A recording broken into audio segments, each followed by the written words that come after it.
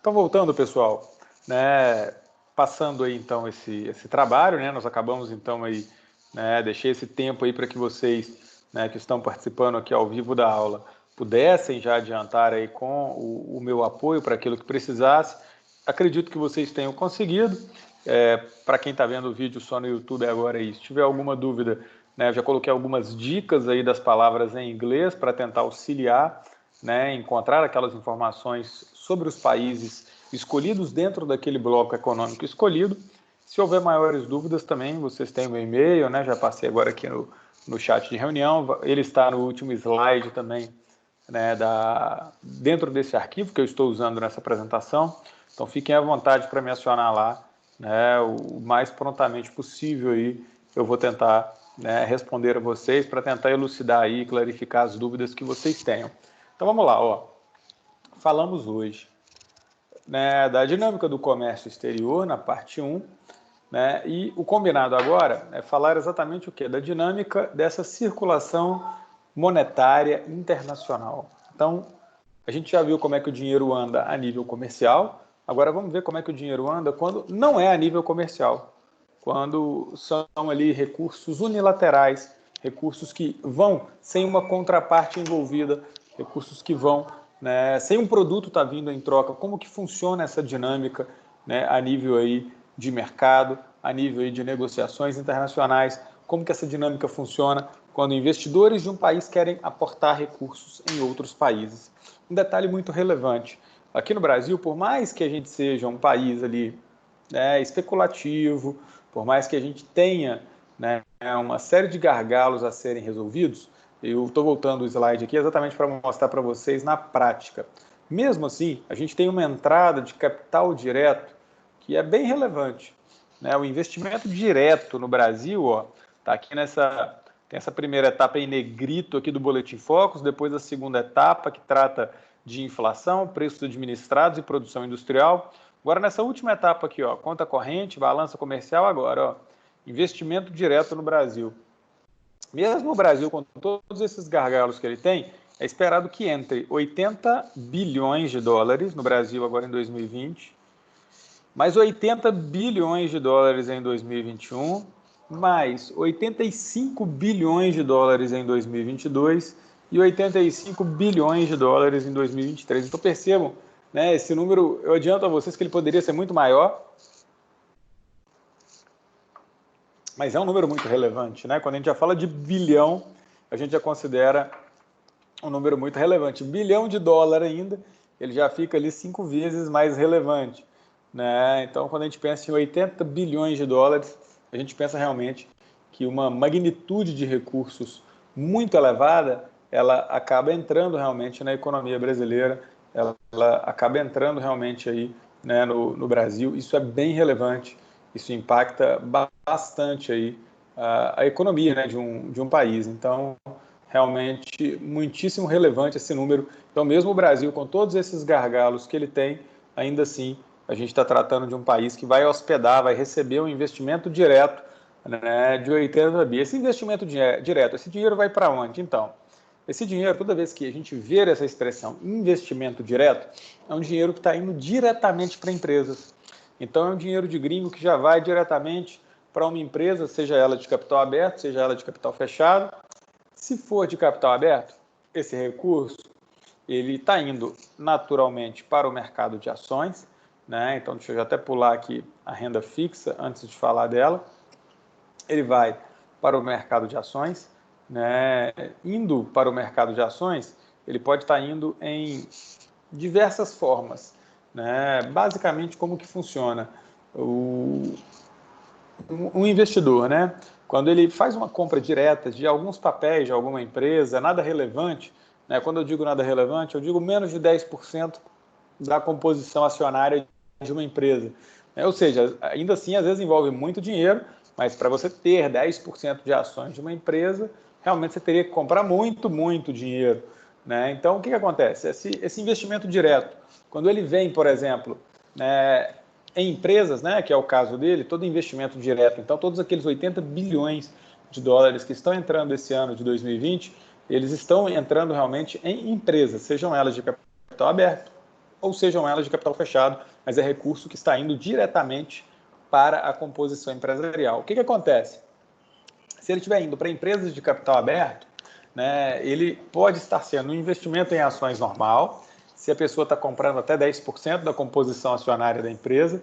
Quando alguém compra mais do que 10% da composição acionária de uma empresa, a gente já costuma dizer que essa pessoa já exerce alguma influência significativa dentro da empresa. Então, ele se torna coligado, né? Então, você pode fazer um negócio ali e se tornar um coligado. Quando você compra 50% mais um de ações ordinárias de uma empresa, comprou 50% mais um de ações ordinárias de uma empresa, você já se torna um acionista controlador. Ou seja, você já passa a exercer o controle daquela empresa, é você quem toma as decisões daquela empresa. Então, tem essa diferença. Muitas vezes você faz uma compra ali não significativa, muitas vezes o gringo vai lá e compra 10%, se torna uma pessoa com influência significativa, se torna uma pessoa coligada. Por outro lado, ele pode se tornar um controlador quando ele comprar pelo menos 50% mais um de ações ordinárias. Lembrando sempre disso, né? O Brasil é um dos poucos países onde existe mais de um tipo de ação. Então, nós temos ações ordinárias e ações preferenciais. Em outros países isso não existe. Quando se tem uma ação, é só uma ação realmente de uma empresa.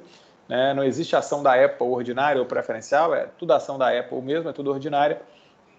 Aqui no Brasil já houve essa criação aí no passado, então a gente tem ali ações ordinárias, a gente tem também ações preferenciais, mas lembrando que aquela ação que dá influência significativa, aquela ação que gera ali a possibilidade do controle é a ação ordinária.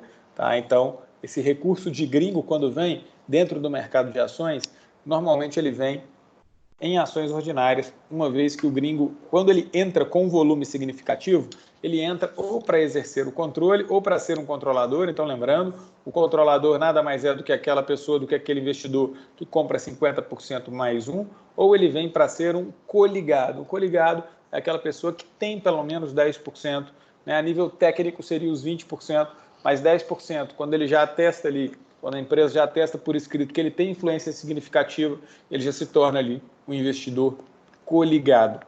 Então, esse recurso, muitas vezes, ele vem via mercado de ações ou ele vai para empresas de capital fechado. Aí, ok, quando vai para empresas de capital fechado,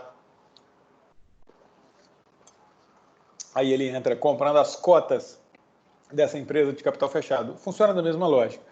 Não tem o coligado ali, mas se ele quiser ter o controle daquela empresa de capital fechado, o que ele vai fazer?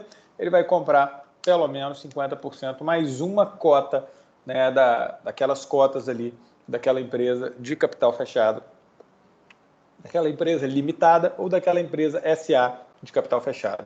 Então, esse dinheiro, normalmente, o grosso dele, quando vem assim.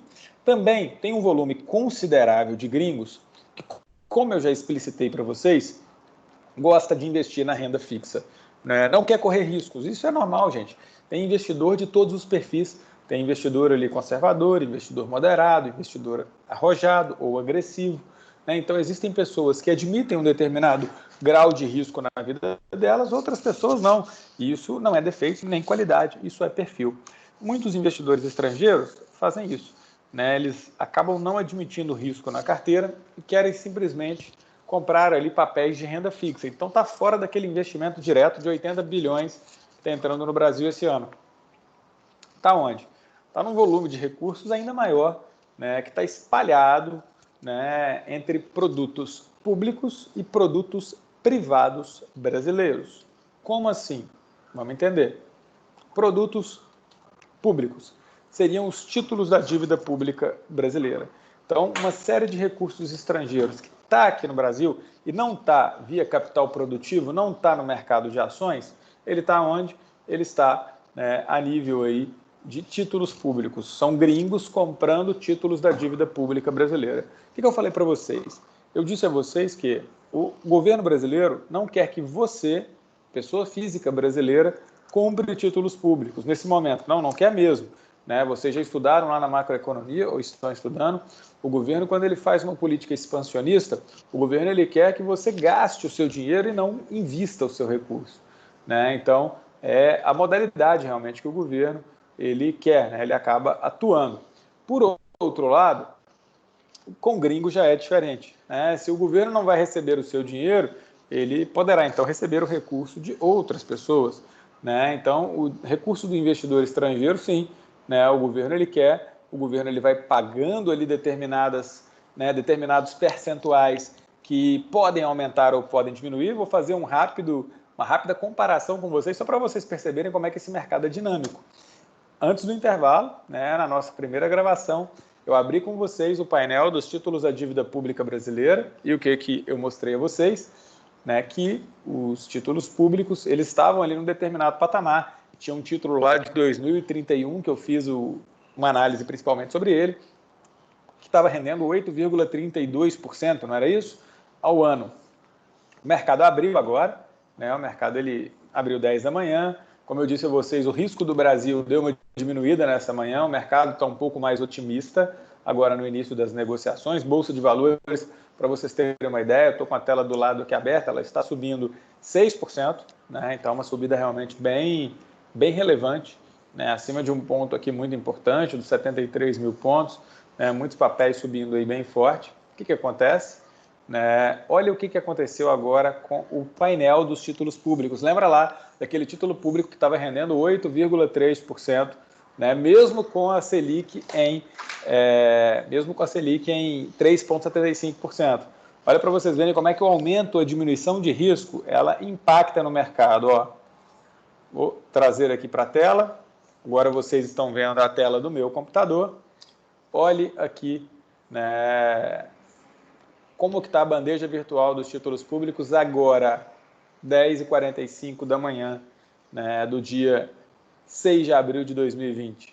Lembrem-se, hein? Mostrei para vocês antes do mercado abrir, e esse título público aqui, ó, esse Tesouro Pré-fixado 2031, estava rendendo 8,32%. Olha quanto que o rendimento dele já está, 8,06%. É isso mesmo, de um dia para o outro, quem comprou na sexta-feira comprou a 8,32. Quem está comprando hoje já está comprando a 8,06. Se amanhã o mercado abrir ainda mais eufórico, houver ainda, né, uma possibilidade de maior valorização e tudo mais, né, o que vai acontecer? Esse título público ele vai estar rendendo o quê?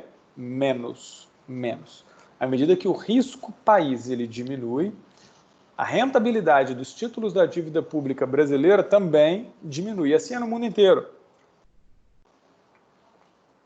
Por outro lado, em momentos de maior tensão, em momentos em que o mercado ele acredita, né, que vai haver ali uma maior dificuldade, né, que o mercado ele tem ali determinadas situações ali de risco, né, que o mercado ele está enfrentando ali determinados desafios ali mais complexos, e aí o risco de um determinado produto ou o risco de um determinado mercado ele fique mais incrementado. O que o governo faz? O governo, para honrar isso ali, ele acaba, né, pagando mais os títulos da dívida pública.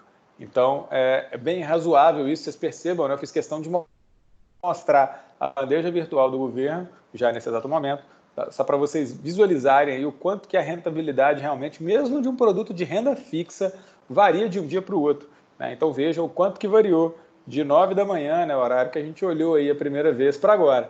Né? É óbvio, o mercado ele abre 9h30, o mercado de títulos públicos, a Bolsa abriu agora às 10, o mercado abre 9h30, exatamente por isso, né, o que acontece?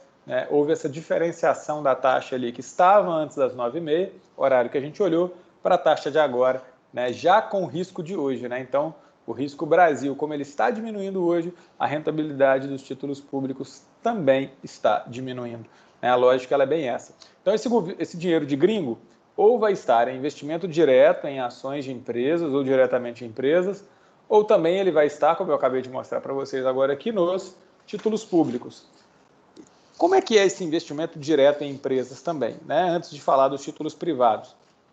Muitas vezes, o investidor estrangeiro ele não vai estar comprando só ações de uma determinada empresa. Existe a possibilidade de ele comprar outro produto que depois se torna uma ação de uma determinada empresa.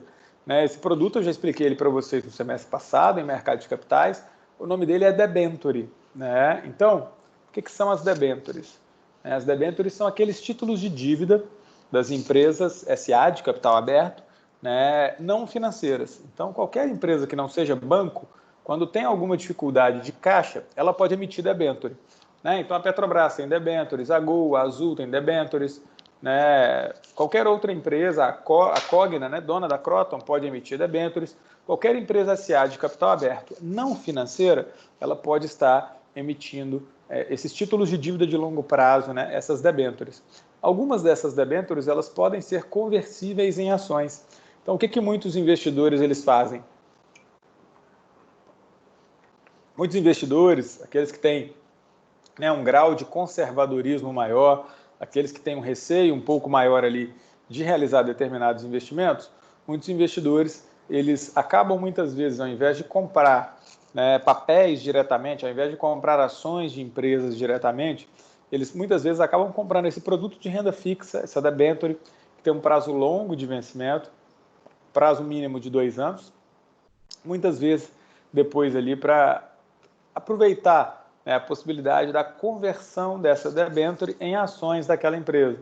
Né, elas podem ser conversíveis ou não em ações, né, elas funcionam como um investimento de renda fixa, tipo um título público mesmo, quando a pessoa compra com o intuito ali inicial, né, de investimento. Por outro lado, se a pessoa quiser, ela pode ser convertida em ações, mas então, né, o recurso dos gringos, então, ou está aqui em investimento direto no mercado de ações, ou vem para cá, né, a nível de investimento em renda fixa, em títulos públicos. Quando ele não quiser estar na renda, quando ele não quiser estar em títulos públicos, quando ele quiser estar no investimento direto, aí se ele não quiser comprar ações, ele tem a opção de comprar debêntures, né? Então, mesma coisa, né? Ele vai estar comprando ali de uma empresa, vai estar comprando títulos de dívida de uma empresa, né? Mas ao invés de comprar ações dela, ao invés de se tornar sócio dela, ele se torna debenturista da empresa. Né? Ao invés de ser acionista, ele se torna debenturista de uma empresa. Né? O que isso significa? Significa que ele é proprietário de uma parte da dívida daquela empresa.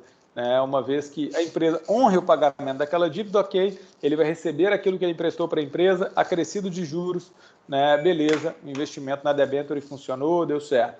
Por outro lado, né, o risco que o investidor corre ao comprar uma debênture, né, é o risco de crédito daquela empresa. Né? É o fato, a possibilidade daquela empresa não conseguir honrar, ela não ter condições de honrar ali, né, aquele endividamento que ela fez, e aí esse investidor, esse acionista, ele vai acabar ali, né, tendo que aguardar, ele vai acabar muitas vezes ali entrando numa justiça, em algum determinado outro tipo de situação, mas contando realmente com o pagamento daquela dívida daquela empresa. Lembrando que a debenture, gente, diferentemente de outros investimentos privados, que eu vou citá-los brevemente agora, a debenture ela não conta com a proteção do Fundo Garantidor de Créditos, viu?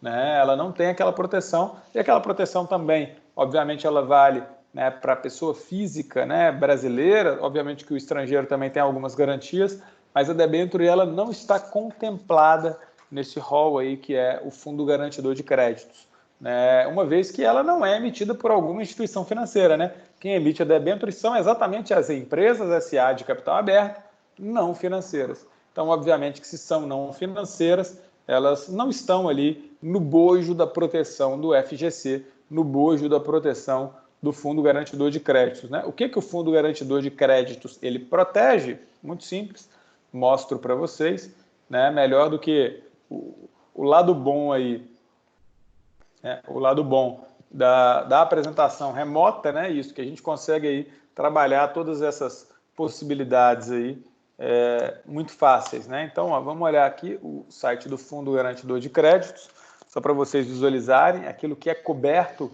né, pelo governo. Ó.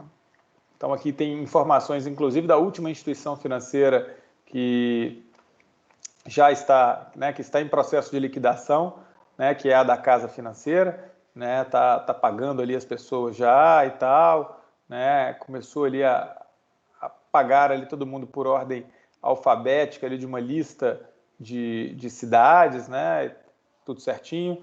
Então, ó, vamos lá, a garantia do FGC, ó.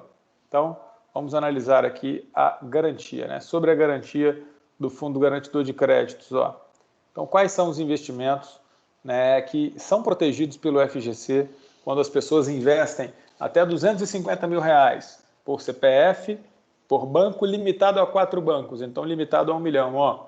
Então, depósitos à vista, né, ou sacáveis, eles estão garantidos. A caderneta de poupança também está garantida pelo Fundo Garantidor de Créditos, letras de câmbio, também letras hipotecárias, também letras de crédito imobiliário, também as letras de crédito do agronegócio, CDBs ou RDBs, né, também ali depósitos em contas não movimentáveis e operações compromissadas.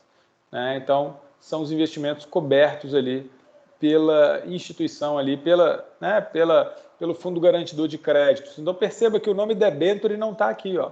Debenture não está aqui, por uma razão muito simples, né? Pelo fato ali de que a debenture ela não é emitida, né, por uma empresa, por um banco, por uma empresa financeira, né, pelo fato exatamente de que a debenture ela é emitida, né, por uma empresa SA de capital aberto, não financeira, sendo assim, né, ela não consta realmente ali no rol de produtos, né, protegidos pelo Fundo Garantidor de Créditos. Né, então, ela não está lá, é um risco um pouco mais incrementado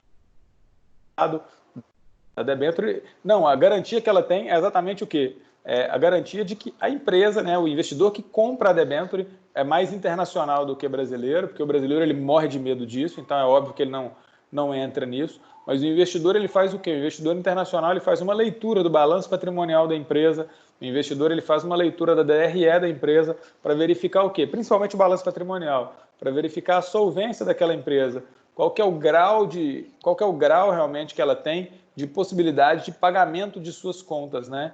Então o investidor ele faz essa análise e com base nessa análise é que ele compra ou não, né, essa debênture. Então não tem garantia, não tem nenhuma garantia. Quem está comprando está acreditando na solvência financeira daquela empresa. Então vocês já podem pensar aí agora, né? E você compraria uma debênture?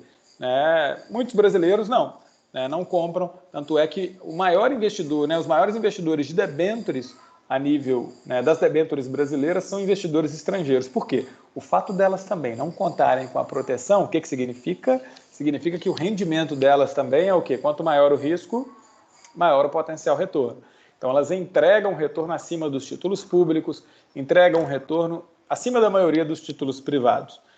Só para a gente, né, concluir aí nesses 5 minutos finais. Que outros títulos privados são esses? Então, vamos lá. Ó. Quais são os outros títulos privados? Caderneta de poupança. Não, gringo não investe por aqui, gringo não compra poupança, poupança é um produto, né, exclusivo ali para a pessoa natural brasileira, né, pessoas físicas brasileiras, então o gringo não está aqui, mas sim, poupança é protegida pelo Fundo Garantidor de Créditos. CDBs, ok, então o gringo pode estar comprando CDBs de bancos públicos e bancos privados, tem CDB de banco privado que está rendendo até 11% ao ano. Então lembra lá, o título público que mais estava rendendo 8, né? Tem CDB de banco privado rendendo 11, mas também assim, prazo de 5, 6 anos, né? Prazos longos ali, né? Mas 100% protegido pelo Fundo Garantidor de Créditos. LCIs, né? Também são protegidas pelo Fundo Garantidor de Créditos. Gringo normalmente não compra, por quê? Porque a LCI tem uma vantagem, mas é uma vantagem só para o brasileiro pessoa física. O investidor estrangeiro não. A LCI ela é isenta de imposto de renda para CPFs brasileiros, né? Para pessoas naturais ali brasileiras, só para pessoa física. PJ não conta com isso. Então, a LCI não é um recurso ali, não é um investimento acessado pelos gringos. LCA, a mesma coisa, gringo não acessa, por quê? Porque também consta com isenção de imposto de renda, mas somente para CPF, né? Somente para pessoa física brasileira, gringo não tem, então ele não pega. Então, por enquanto, ó, gringo, CDB. CRI, como vocês devem ter visto lá naquela lista do FGC, né, o CRI, assim como a debênture, o nome do CRI não está lá não. Né? Então, o CRI, ó, se eu voltar aqui para a apresentação do site do Fundo Garantidor de Créditos, vocês vão ver que o CRI não está aqui. Não tem em momento nenhum CRI. Tem a LCI, que é a letra de crédito imobiliário, mas não tem o certificado de recebível imobiliário, não tem o CRI. Né? Por que isso acontece? Né? Isso acontece uma vez que o CRI ele não é um produto, né, emitido diretamente pelo banco. O CRI é um produto emitido por uma securitizadora. Né? O que é uma securitizadora? Uma securitizadora é uma empresa do ramo financeiro que transforma dívida em investimento. O CRI nada mais é do que uma dívida hipotecária transformado em investimento, né? Uma vez que ele não é emitido por um banco, e sim por uma securitizadora, ele também não conta com a proteção do FGC. Até porque o que está ali dentro do produto CRI não é, né, naturalmente, uma dívida bancária. O que está ali dentro do CRI é uma hipoteca, né? Então, uma dívida de uma hipoteca é uma dívida que eu posso contrair, você pode contrair, não é uma dívida que um banco contrai. Então, se não é risco bancário, não entra na proteção do Fundo Garantidor de Créditos, né? O Fundo Garantidor de Créditos, ele trabalha com a proteção somente ali daquilo que é emitido e daquilo que tem risco bancário, né? É uma forma realmente do governo ter ali acesso, é uma forma do governo ter o controle sobre aquilo que ele protege, né? Não faria o menor sentido o governo proteger algo que ele não faz gestão em cima dele, né? Não faria o menor sentido o governo proteger algo, né, do qual ele não tem o controle, né? Uma vez que dos produtos bancários, né, o Banco Central ele tem o seu totem lá, né, dentro da sua sede, onde ele tem realmente o controle de tudo aquilo que está entrando e está saindo em cada um dos bancos, né, brasileiros. Então, uma vez que se tem o controle ali, se consegue, né, mensurar, é possível sim, né, utilizar essas métricas ali e, com isso, né, garantir esse grau de segurança, né, necessário ali para o mercado funcionar. É isso, né? O recurso então internacional ele vai estar perpassando então ou via investimento direto, comprando ações de empresas, se não ações, comprando debêntures que podem se converter em ações ou não.